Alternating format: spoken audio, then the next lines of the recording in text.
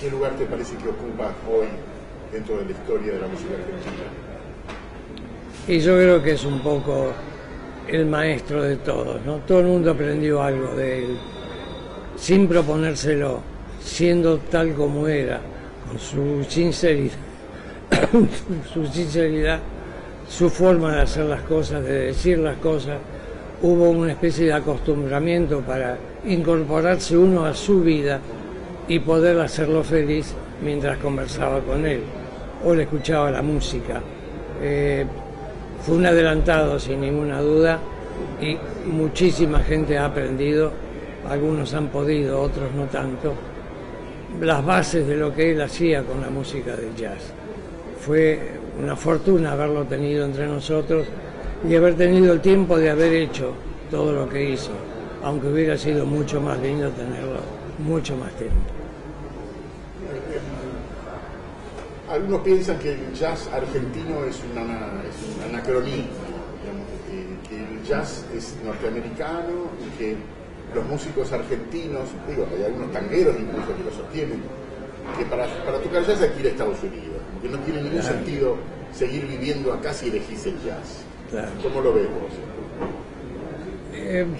Yo creo que está dentro de la capacidad que tiene cada uno, ¿no es cierto? Mira, hay una cosa notable que viene bien que te lo comente, porque me pasa a mí con 2 o 3 personas, chicas, jóvenes, que les gusta cantar, por ejemplo.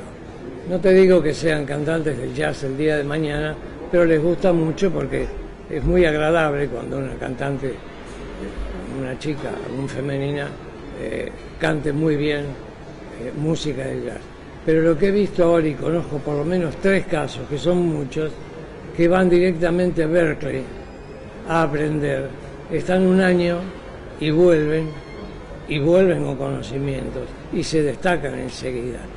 No te digo que van a ser figuras de primera línea, perdón.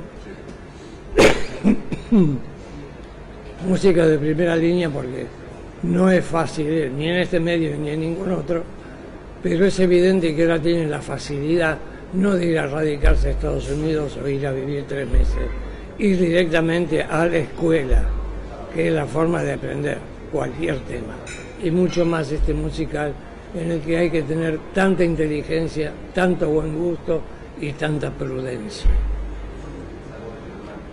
Ahora, el jazz debe ser, vos considerás como algunos, que debe ser cantado exclusivamente en inglés.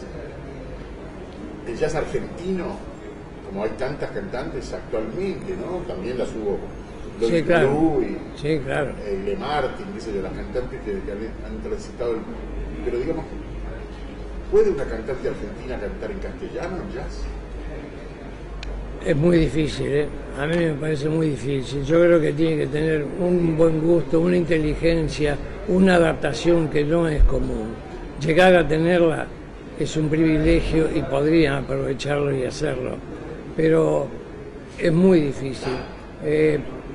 Es el tono, es la voz, el gusto, el buen gusto, las frases, un montón de cosas que son muy típicas de cada uno, ¿no? Pasa también con el tango y otros idiomas, que bueno, sí cantan, pero escuchemos a Gardel, que era muy bueno. Y en este caso me parece que también. Aunque ahora, afortunadamente, tiene la suerte de poder, yo conozco, de irse a pasar un año a Berkeley, escuchar y aprender. Y entonces sí, ya tienen una gran ventaja sobre todos aquellos que no salieron de su medio habitual y quieren probar una cosa totalmente difícil, complicada, y que hay que hacerlo muy bien para que trascienda. Ahora, el jazz argentino, si puede decirse así, jazz argentino, no debería ser una composición propia, un canto en el idioma propio del argentino. Si pensar en jazz argentino cantado en inglés me parece que realmente no tiene ningún sentido. Sí, acá siempre tenemos vergüenza de hacer las cosas, ¿no? De hacer cosas que hacen otros. No tal vez por querer ser originales, sino por temor. Entonces creo que lo que hay que hacer es estar primero muy seguro de lo que uno hace, saber que tiene la calidad necesaria y después lanzarse a hacer lo que quiera, porque para cualquier otro arte o lo que sea, hay gente muy capaz en Argentina, pero tiene que tener primero la humildad y la inteligencia para adaptarse a aquello que quiere hacer. ¿Desde qué año escuchás jazz? ¿Cómo fue que llegó el jazz a tu vida? Tengo 86. Mi primer disco lo compré hace 75 años. Tenía 11 años de edad. Lo compré en Fernando Iriberri, que estaba en Florida, el primer negocio que tuvo, y era bueno, por supuesto, en 78, que había sido grabado, yo después me fijé en los libros, en 1911. Y había venido acá en el 13. Yo tenía 11 años de edad y lo tengo enmarcado en mi escritorio, lógicamente, porque es el primero de muchos que compré después con el tiempo. Después, por mi característica fundamental de mi trabajo de toda mi vida, ha sido viajar. Y por lo tanto he comprado muchísimos discos en los mejores lugares del mundo, que no es solamente Estados Unidos, sino países de Europa, como Alemania, por ejemplo, Francia. No recuerdo haber comprado tantos discos de una vez en un día como en el FNAC, el negocio famoso en Francia, en París, que vende música de jazz, entre otras muchas cosas.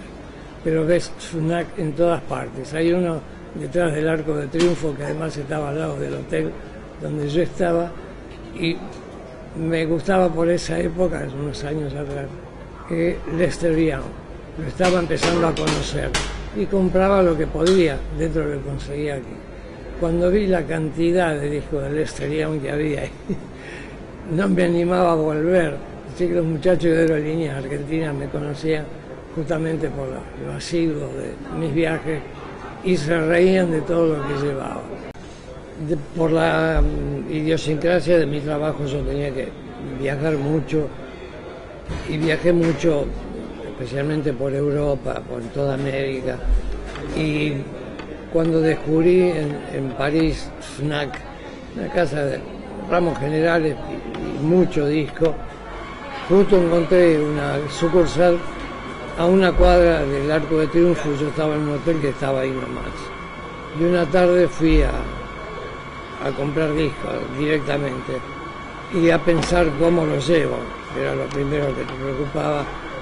Y me gustaba en esa época Lester Young, lo estaba descubriendo y me volvía loco, pasaba el día y la noche escuchando a Lester Young. Y aquí había discos para comprar, pero no eran tantos. Cuando fui a la batea y me encontré los discos de Lester Young que había, no lo podía creer. Casi me desmayo. ¿Y ahora cómo me llevo esto? ¿Qué sé yo? No sé cómo lo llevo, pero lo llevo. Y me junté una pila impresionante. La llevé al hotel y después salí. Perdón. Y después al aeropuerto, pero los muchachos de Aerolíneas Argentinas, que eran muy macanudos, me conocían y entonces me ayudaban con los paquetes y con todo eso y nadie me decía nada. Pero también en Stuttgart, en Múnich, en Ginebra, Londres, había unas cosas, viste, que acá siempre buscamos, vi tal cosa, una cosa que era alarmante lo que gastaba y después la incomodidad de traerla. Pero me hice una discoteca muy linda, a satisfacción y ahí en el momento, encontrando cosas que yo ni sabía que existían, ¿no? Después llegó también la mala época de Estados Unidos, avanzando en el tiempo, cuando el jazz, evidentemente, el jazz tradicional fue bajando, el bop empezó también a ser cambiado por ritmos más movedizos y más para la juventud, que no entendía de música, pero le gustaba bailar. Y me pasó en una galería en Nueva York, vi un negocio de discos, no era muy grande, y había un sudamericano, evidentemente, de vendedor. Cuando le dije, a ver, ¿qué tenés de jazz? Y acá está anunciado. Y me atacó. Se vino y me dijo, the jazz is dead. Casi me muero, pero nunca me había dicho una cosa parecida en Estados Unidos. Le dije unas cuantas cosas, por supuesto que entendió bien porque hablaba español, y me mandé a mudar. Y bueno, fui a otros lugares donde había, y mucho. Sorprendentemente, en Disney World hay una isla que está un poco separada, pero pertenece a Disney World. Había una galería donde se compraba de todo un poco, recuerdos, por supuesto, pero tenía unos discos que no los había visto en ningún lado. Una cosa absolutamente extraña. Todavía hoy pienso de dónde salieron esos discos que vendía esta gente. Y compré ahí, sí compré un montón porque eran muy, muy buenos. No los había visto en otro lado. Pero ahí el deseo y la ambición te hacen mover la cabeza y buscar. Y hay tantos lugares, tantos lugares. Frente al Village Vanguard, en las 7, nos quedábamos hasta tarde, por supuesto. Yo iba, generalmente iba a hacer las finales de los abiertos de tenis de Estados Unidos, en New York. Jugaba Pete Sampras, esa época.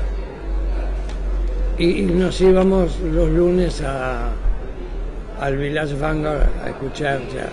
Y yo me quedaba hasta las 4 o 5 de la mañana.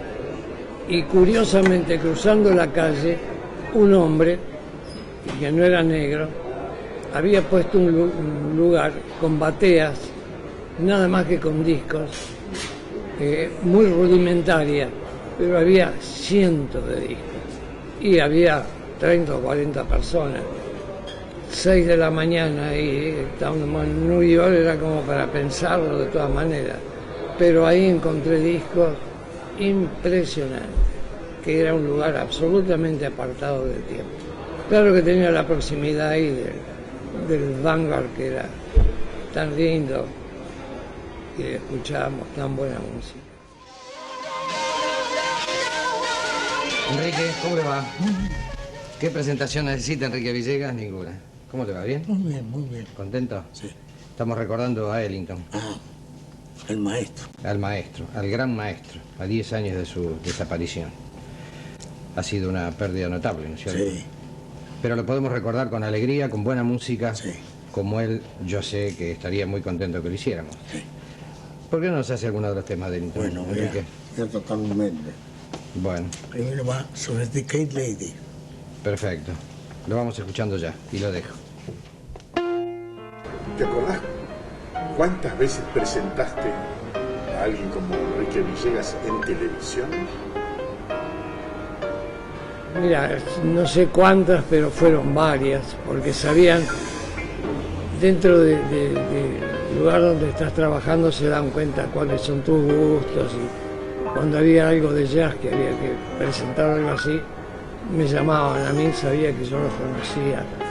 No fueron muchos porque desgraciadamente tocó varias veces, pero no todas aquellas que hubiéramos querido, ¿no es cierto? Pero habrán sido 3 o 4.